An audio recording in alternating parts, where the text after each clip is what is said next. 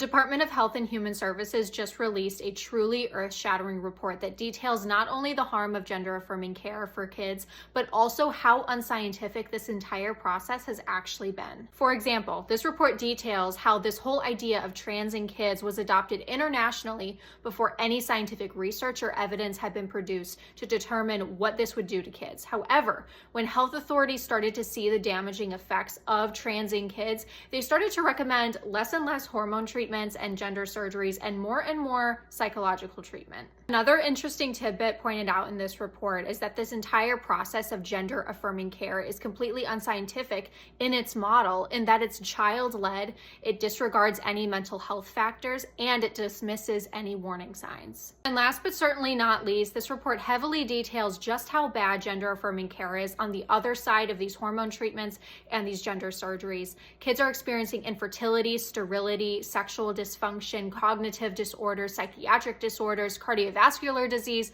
bone density impairment, and so much more. The saddest part about this report is obviously the fact that we as Christians and conservatives have been sounding the alarm on these very issues for years and years and years. And though it's sad that a report like this had to be made, I'm so thankful we finally have an official scientific backing to prove our points.